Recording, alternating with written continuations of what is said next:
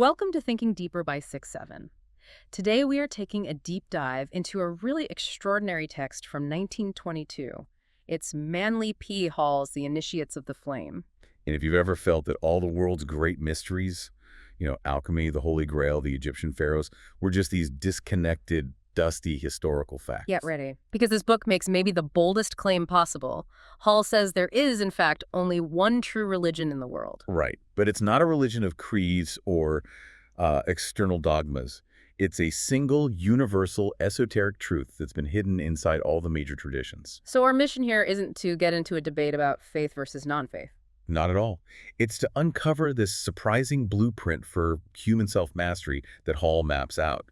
And this knowledge, it's not for temples or monasteries. He says it's found within these symbols because it is fundamentally a map of you. And the central concept, the thing that drives it all, is this idea of the spiritual flame.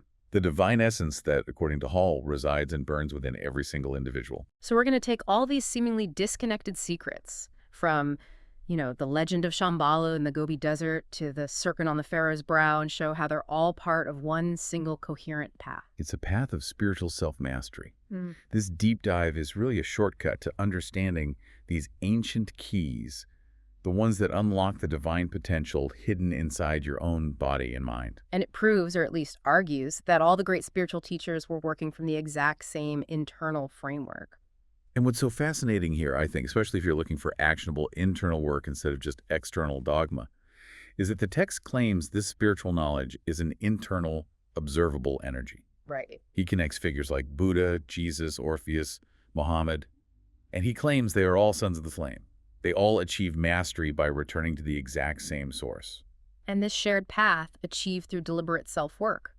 For him, this is the ultimate proof of the brotherhood of all life. It is. It's the journey from being, just a piece of matter to becoming a conscious master of that matter. Okay, so let's unpack this central metaphor that just ties the entire philosophy together.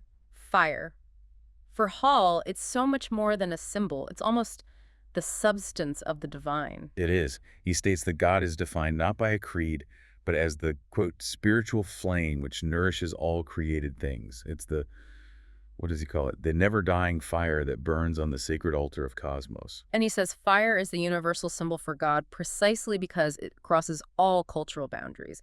It's energy, it's life, it's purification, all in one. Exactly. I mean, just think about antiquity. Fire has always played this huge ceremonial part. You had the Vestal virgins in Rome guarding the sacred fire, right? Yeah. And they understood that if that flame went out, the city was vulnerable. Or the followers of Zoroaster who honored Ormuzd, the great fire god. Yes, they revered fire as the purest expression of the divine. Not worshiping the fire itself, but seeing it as the symbol of that invisible, energetic core of all existence. Hall is saying this isn't a coincidence. It's a universal recognition of the same source. And that recognition brings us right to the text's central warning, its cautionary tale, the cause of destruction. And he applies it to societies and individuals equally. He does. He explicitly states why these mighty nations, Greece, Rome, even ancient Egypt, why they ultimately failed. And it wasn't, primarily because of external armies or threats. The collapse was always internal first. Always. And Hall's analysis is, it's scathing, but it's directly relevant to any advanced society today. He uses this incredible phrase, the light had gone out. Wow. He ties the spiritual and physical health of a nation directly to whether it's maintaining this internal sacred fire. When degeneracy, lust, passion, hate, fear, what he calls the base metals of the soul, crept into the population, the flame on the national altar started to flicker and then die. That's such a potent analogy. When the flame, the spirit, leaves the human body, the body is dead. It's that simple. So in the same way, when the spiritual light left the temple, the nation died. It became, as he says, buried beneath the dead ashes of its own spiritual fire. It completely flips the usual historical explanation. It's saying Rome didn't fall because of the Goths. Right. The Goths just picked the lock on a city that was already spiritually empty. So for you, the listener, this becomes the central challenge Hall is presenting. If this internal flame is the core of your being, how do you keep it burning? When we allow what he calls the haze of materiality, the focus on ego, on endless buying, on cheap comfort, to dim our spiritual principle, we are, collectively and individually, walking the exact same path as those fallen empires. The real spiritual principle, that living flame, is hidden under the ruins of our own fallen temple, which is the low, unpurified self. Exactly. So to structure this internal work, the text introduces this really deep cut into esoteric history. The two paths of humanity, symbolized by fire and water. This is a fundamental concept. It separates those who rely on external guidance from those who engage in active internal transformation. Okay, so break that down. Well, you have the sons of Seth. They follow the path of faith, or the heart. It's often symbolized by water, purification through baptism, ritual, belief in an external God that governs your life. Their path is often more passive, more receptive. And then you have the children of Cain. Now, Cain is obviously a very controversial figure in Orthodox religion. Very. But in this esoteric context, Hall says Cain was the son of Samuel, the spirit of fire. So the fire path, the path of Cain's children, is the intellectual, active, transformative pursuit of knowledge. Yes. This is the path where you find the alchemists, the Hermetic philosophers, the Rosicrucians, the Freemasons. So what does that mean for someone today? What's the choice? It means choosing to consciously engineer your own spiritual development, rather than just relying on external belief or dogma. The fire initiate is someone who understands that if they want growth, they have to do the work. They have to perform the labor of purification. Their belief is shown through their actions. Exactly. It's about turning theory into internal heat and light. It's about being an active creator of your own spiritual self. And that act of creation, that labor, it finds its home in the symbol of the cube altar. This is where we move from the big cosmic fire god as a source to the individual flame burning inside you. The cube altar is one of the most vital symbols in the mystery schools. The cube itself represents matter, the physical body. It's built of the elements of the earth. It's stable, foursquare, firm, is the vessel. And the core truth, the mantra for the initiate, is that we ourselves are the cube altar upon which and in which burns the altar fire. The physical cube, matter, exists for one reason: to hold and sustain the sacred flame, the spirit. The initiate has been guarding this flame within himself for centuries, just like the ancient priests watched the fires of Vesta. They understood the responsibility. So it grounds this abstract, divine idea within our immediate physical reality. If your body is the altar, then everything you do, every thought, every action, it's all an act of service. The dedication is crystal clear. You are the spiritual focal point, and the fire burns inside you. So the fundamental wisdom that Hall pulls from the ancient schools, the mantra for you listening right now, is this: Man, know thyself. Thou art the flame, and thy bodies are the living altar. It puts all the responsibility and all the divine power squarely inside the self. Your physical existence becomes the most sacred place in the entire cosmos. Which, of course, begs the essential question: if we are the altar, how exactly do we keep that fire burning? How do we make that flame rise? That is the perfect transition, because Hall's text moves immediately from this philosophical definition to, believe it or not, anatomical instruction. He shows that this spiritual work has direct physical, energetic representations in ancient symbols.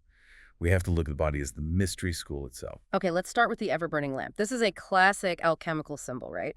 The lamp that supposedly burned for thousands of years in secret tombs with no visible fuel. What did they really mean by that? It's an elegant and incredibly precise symbol for the energy system in man, specifically the central pathway of vitality.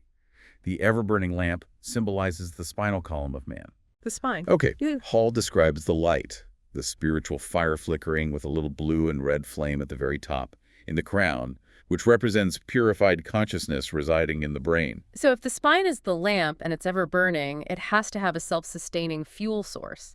And that fuel, Hall says, wasn't some kind of magical oil. Exactly. The lamp was fed by the purest oil, and man feeds his spiritual flame by, and this is a direct quote, transmitting within himself and cleansing in the laver of purification the life essences. So that's the core instruction of transmutation. You take the base, raw, physical and emotional energies that normally run outward and downward. The vital energy of the lower centers, yes. Yeah. And you have to refine them, turn them upward to provide the fuel for that ever-burning lamp inside your body and mind. It's a kind of energetic recycling process. This idea of offering up a purified essence is also beautifully symbolized by incense and the Masonic censer, the incense burner. It's a direct symbol of the individual initiate. The censer holds the fire and the fragrant resin. The spiritual flame inside slowly burns away the base metals and properties within himself, transmuting them from gross matter into something fine, something elevated. And the smoke, the perfume that rises from it, that's the offering. That's the offering. It's the result of that suffering and purification. Our conscious thoughts, our purified actions should be that sweet incense rising from the altar of our physical body. And this same theme of internal sacrifice is the key to understanding why the Bible and other ancient texts talk about animal sacrifices, offering a ram or a bull. For centuries, that's been taken as literal slaughter. But for the initiate, Hall says it was never that. This is a huge insight that recontextualizes these ancient practices. The text explains that these sacrifices refer directly to the celestial zodiac qualities inside every person, specifically Aries, the ram, and Taurus, the bull. So the initiate is sacrificing the lower animal instincts and desires that live inside himself on the altar of his higher being. So why those two animals in particular, the ram and the bull? The ram, Aries, represents the headstrong, sometimes aggressive, egoic will, that impulsive desire to just charge ahead without wisdom. The bull, Taurus, represents stubborn materiality, the desire for comfort, for possessions, for physical security, anchoring your consciousness only to the earth. So to sacrifice the ram and the bull means you have to purify your ego and detach from excessive material desire. And you allow the energies associated with those signs to be used in higher ways. It's the purification of the animal nature we all carry, not the literal slaughter of a physical animal. That reframing is essential. It shifts the entire idea of ritual from an external bloody act to an internal psychological struggle. But the next symbol, this one is wild, the gravedigger's spade. It brings it all right back down to the bones of the body. This is maybe the most unexpected and specific anatomical connection Hall makes. He looks at the origin of symbols, like the spade on playing cards, and says that the gravedigger's spade, which represents mortality, is actually a symbol of the spinal column. And the spade shape itself is the sacrum bone. The sacrum bone, the big triangular bone at the base of the spine. Why would that be called the gravedigger's spade? That sounds like a biological warning. It is exactly that. Hall explains that the sacrum and the coccygeal bones, because of their location and the powerful generative forces governed by the lower spinal nerves, symbolically dig the graves for all created things. Meaning the raw, untransmuted life forces down there. They either lead to our death Or or... they must be actively transmuted and lifted upward. And if that energy is raised, where does it go? It rises to feed the altar fire at the positive upper end of the spine and the brain. This is where your choice manifests on a physical, energetic level. Where you center your thought and emotion determines where that life energy is spent. So if your lower emotions unchecked, passion, fear, material greed, if they dominate. The flame on the altar burns low, because the vital forces that should be fueling it are all concentrated downward, leading to spiritual decay, spiritual death. But if the initiate chooses the path of the flame, If altruism, purified love, higher thought, if those predominate, the lower forces are raised upward, they're purified, and they become the fuel for the ever-burning lamp of spiritual consciousness. that's the ultimate self-mastery then, taking the spade that is currently digging your grave through your unchecked passions. And using it instead to unearth the hidden spiritual potential, the secret chamber within. The body is the mystery school, and the spine is the central highway of initiation. So we've got the internal altar, which is the body, and the process of purification, which is transmuting these lower energies up the spine. So now we follow this newly ignited spinal fire on its journey upward. Right. And ancient cultures all had a concept of a sacred headquarters. Valhalla for the Norse, Mount Olympus for the Greeks, Mount Salvert for the Grail Knights, Meru, Sinai. But the text says these all symbolize one universal ideal, which culminates in one legendary global headquarters, Shambhala. Shambhala is described, historically as this sacred city hidden somewhere in the Gobi Desert. It's the rumored location where the Great White Lodge, or Brotherhood, meets to guide humanity.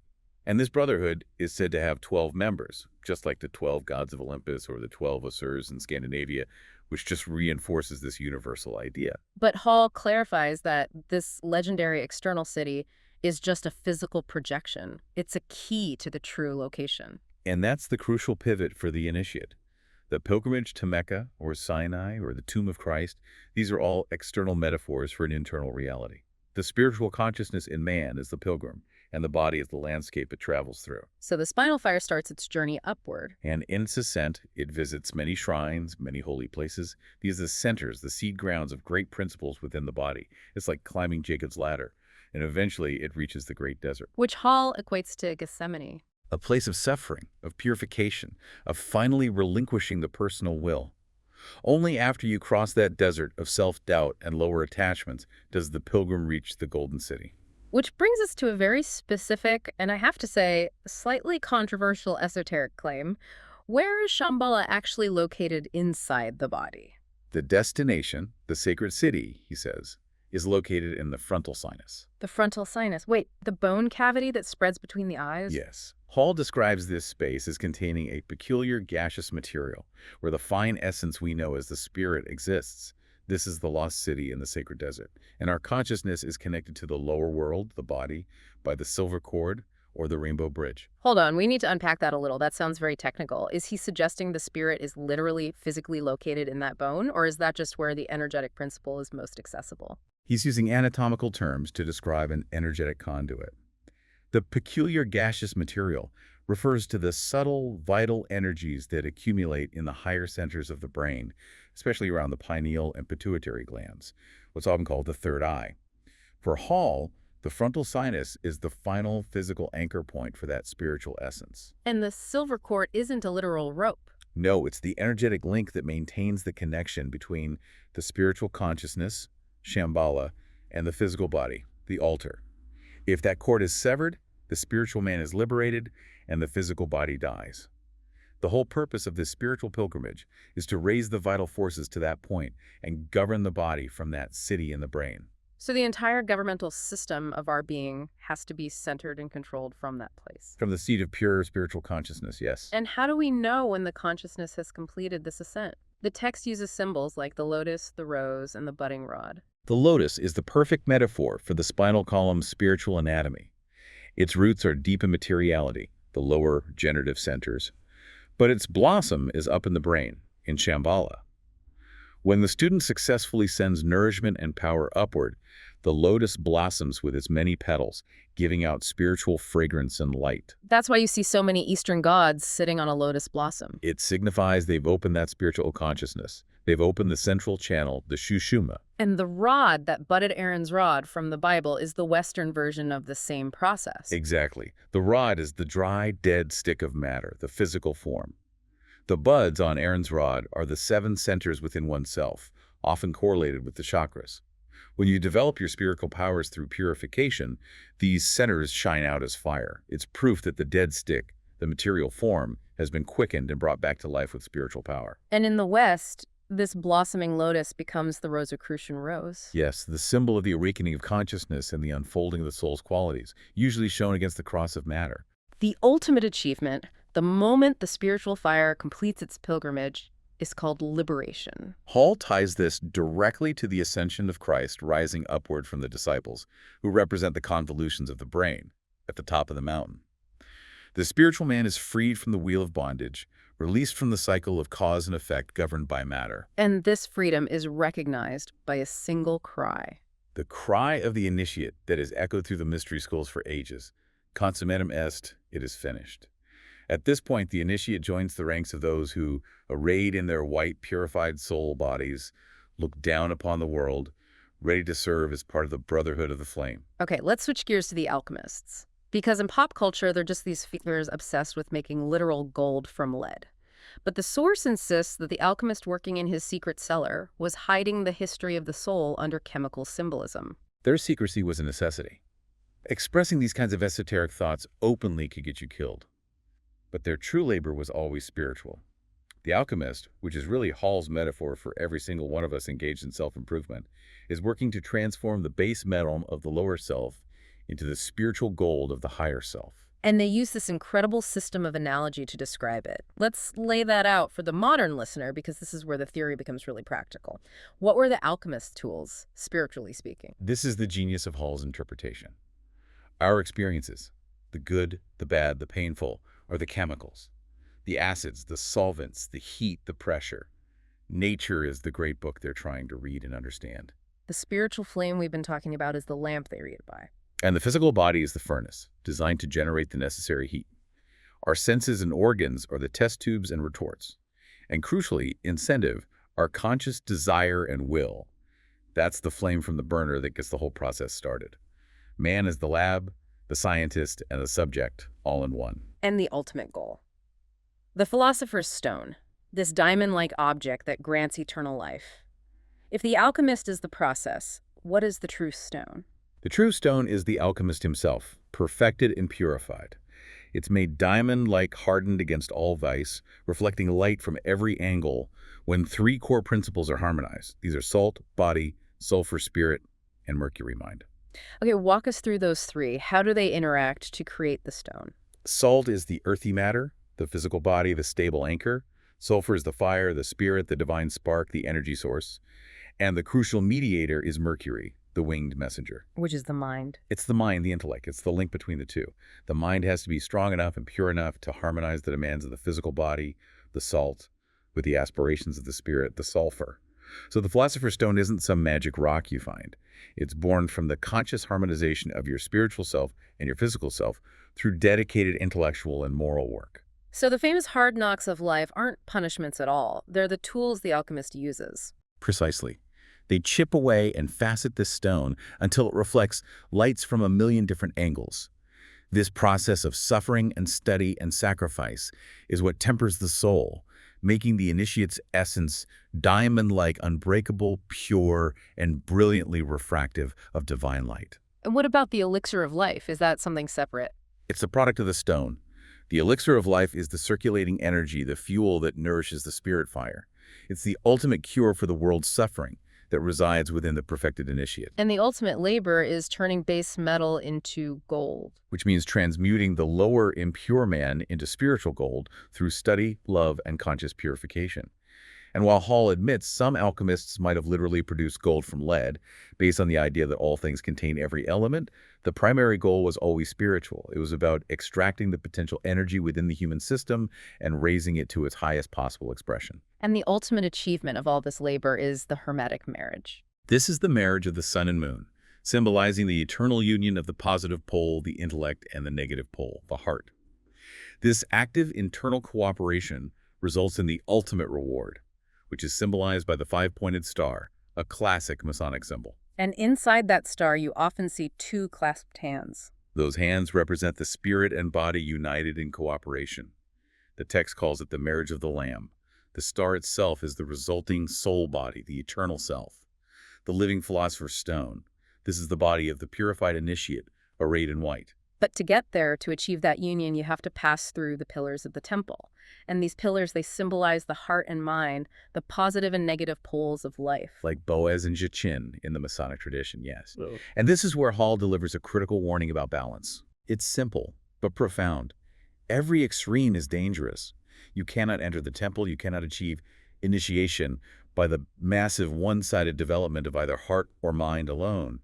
Extreme intellectualism without love leads to cold calculation. Yeah. Extreme devotion without knowledge leads to fanaticism and blind faith. The only safe path is the balance point right between them. The equal development of both the feeling principle and the knowing principle. So the modern initiate's work isn't done in a hidden cellar. It's done right here on the busy street corner, constantly using the power of analogy, taking the lessons of everyday life and suffering to temper the steel of our spirit in the flame of life. And this internal self-mastery, it has to manifest externally. Hall explains that the early pharaohs of Egypt weren't just political rulers. They were initiates who had achieved absolute control over their internal world. Right. They reigned from the cube altar throne, which symbolized their complete mastery over the four elements of the physical body. So all their royal insignia, it wasn't just for decoration. It was physical proof of their spiritual achievement. The most famous one, of course, is the serpent on the forehead, the uraeus. And in modern times, we often see the serpent as a negative thing, as evil.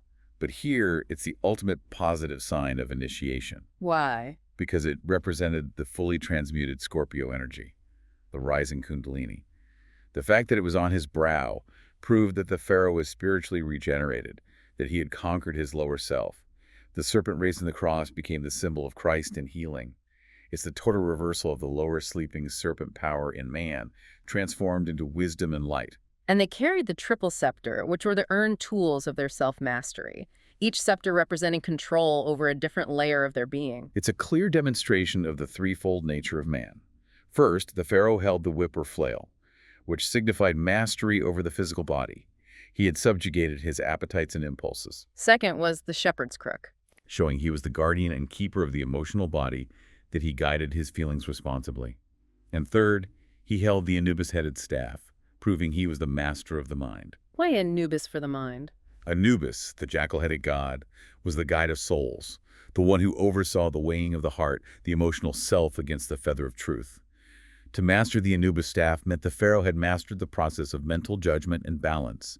He was worthy to govern others because he obeyed the eternal internal laws himself. That was the true divine right of kings, spiritual merit, not birthright. And even with all their gold and finery, Hall says nothing was more sacred to the Egyptian initiate than the simple Masonic apron. That triangular girdle, yes. It symbolized purification and the conquest of the lower centers. It was worn specifically to cover Scorpio, the seat of the lower emotions and generative forces, with the clean white sheepskin of purification. So true kingship then and now isn't about external trappings. It's about manifesting these soul qualities every single day. The physical robes have rotted away, but the spiritual priest king still walks the earth, radiating that internal purity. Now let's look at the ultimate symbol of spiritual containment, the Ark of the Covenant. The text stresses this is a universal symbol for the fountainhead of wisdom, found not just in the Jewish tradition, but in Chaldea, Phoenicia, even India as the lotus. Fundamentally, the ark is man himself. The brain, the highest center, contains the mercy seat, which is positioned between the cherubim, the two wings of the brain.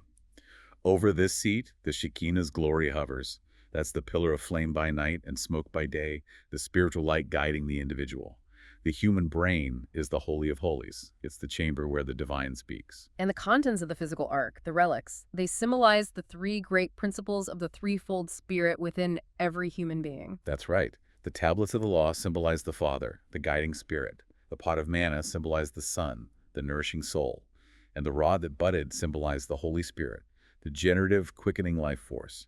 All three are contained within the ark of man's bodies. But there's a vital warning here, a lesson about the danger of crystallization. This is a warning against dogma, against stagnation, against materialism. When the Israelites, or any individual initiate, became too rigid in their thinking, too focused only on the external rules, the pot of manna, which is the daily soul nourishment, and the rod, the budding life force, were removed from the ark. So all that was left were the tablets of the law.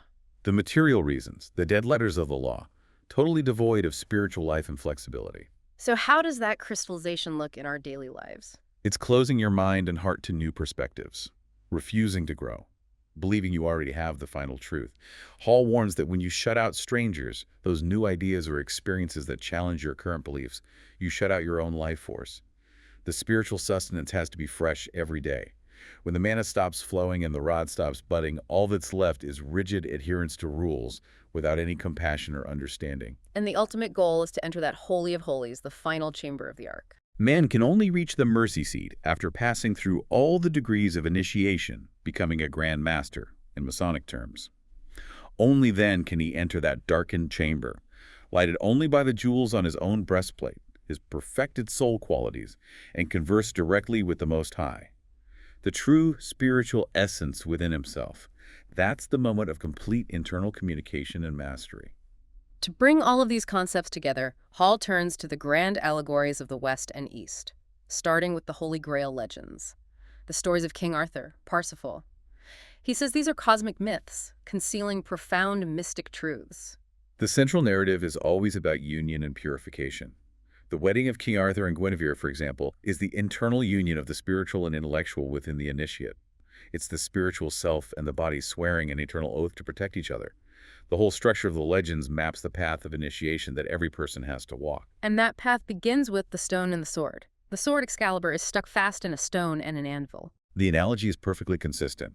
The cube stone is the body. The anvil is experience and suffering, which tempers the spirit. And the sword of spirit, the intellect guided by wisdom, must be freed from the casings of the lower man, from the world. And the inscription is the key. Whoso pulleth out the sword of this stone and anvil is right wise king born of England. The true king, the true master, is the one who has mastered himself, who has pulled that spiritual light out from the limitations of inert matter.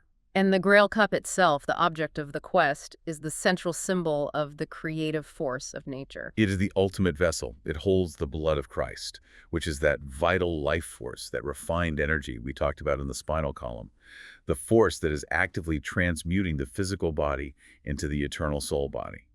It's the chalice of perfected life, and it's earned through service. And this pairs with the sacred spear, the spear that wounded Christ, the higher principle. It demonstrates the duality of spiritual energy. The creative life force is neutral. Its effect depends entirely on the purity and intention of the person wielding it.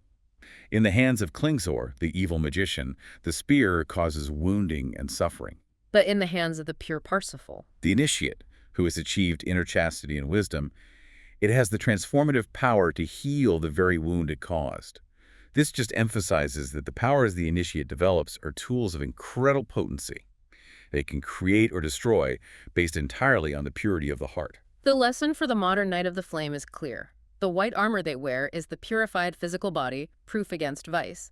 Their shield is truth. Their sword is the spiritual light. And now we turn to the final, massive allegory, the Great Pyramid of Giza. Hall calls it the great symbol of composite man. It looks like one single monumental stone, but it's built of thousands of smaller, perfectly aligned units. Just like a successful life is made of thousands of small achievements and purification. The geometry reflects the internal structure of man. The four-sided base is the four elements or bodies. Yeah. Physical earth, vital water, emotional fire, and mental air. The 12 lines that define its shape represent the 12-fold constitution of man. The threefold division of body, mind, soul, and spirit, correlating to the 12 signs of the zodiac. And standing guard out in front is the Sphinx, the guardian of the threshold. The Sphinx symbolizes the bodies of man, specifically the four fixed signs of the zodiac: Taurus the bull, Leo the lion, Scorpio the eagle, and Aquarius the man. And why are those four fixed signs the ones guarding the threshold? Because they represent the most stable foundational aspects of human instinct and attachment. Taurus is material security. Leo is the demanding ego. Scorpio is deep passion and generative force. And Aquarius is the purified man, the spiritual aspiration. The Sphinx's message to the initiate is crucial. I am the bodies. If you would go on to the temple, you must master me. The gateway to the spirit is not around matter, but through the conscious mastery of it. Exactly. And once you enter the pyramid, you find the three chambers, corresponding exactly to the three great divisions in man, showing the path of the spiritual fire. The lowest is the pit. The generative system, under the control of Jehovah, the material lawgiver. The center is the Queen's chamber, the heart, the seat of emotional life, under the control of the Christ principle of love. And the highest is the King's chamber, the brain, the spiritual control center, under the control of the Father, wisdom. And the most profound ritual detail is the coffer in the King's chamber. That empty stone box. Yeah. It is the third ventricle in the brain.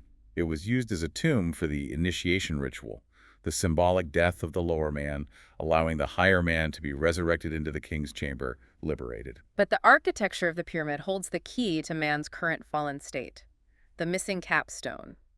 The top of the pyramid is flat. The true stone, which is the head of all the corners, is missing. And this missing stone is the spirit in man. Hall says it fell from its high position and is now hidden beneath the rubbish of the lower man, down in the pit, symbolizing the generative systems. Man's great work is to exhume this keystone, cut and polish it with the tools of the craft, and place it as the crown of his spiritual pyramid, completing his being. And the tragedy of that missing capstone is made even worse by what happened to the casing stones. Yes. He notes that the fine, polished casing stones that once made the pyramid beautiful and pure were carried away by locals to build nearby cities. The meaning is clear. The soul and body of man, the essential structural parts of his spiritual temple, have been sacrificed and stripped away just so that he might have external material things. So what does this all mean for you listening today? The Initiates of the Flame pulls the curtain back on this secret history and reveals that every major symbol, from the lotus to the philosopher's stone, is a detailed map of the internal self.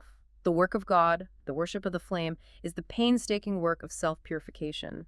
And the ultimate takeaway from Hall is the power of choice and the internal nature of the divine. This spiritual path is about active self-design, and the final illustrations in the source give us two clear contrasting paths, two grails representing the outcome of your internal labor. First, there is the White Grail. This is the path of the initiate. It's defined by service, self-sacrifice, purification, love, and dedicated study. This is the path that allows the alchemist to become a living philosopher's stone. And then there is the Black Grail, the path of the materialist, and it's defined by prosperity at others' expense, selfishness, taking shortcuts, being mastered by appetite, and choosing comfort at all costs. This path extinguishes the internal flame by focusing entirely on the external material self. The text warns that the material shell of the spiritual temple, those perfect casing stones of the pyramid, were carried away to build external cities. So think about your own life. What valuable, essential parts of your inner spiritual temple are you currently sacrificing, your integrity, your focus, your energy, just to build external material success? This journey of the initiate ultimately boils down to one question, captured in an ancient warning that transcends all creeds. Where your treasure is, there will your heart be also. Which grail are you building toward today?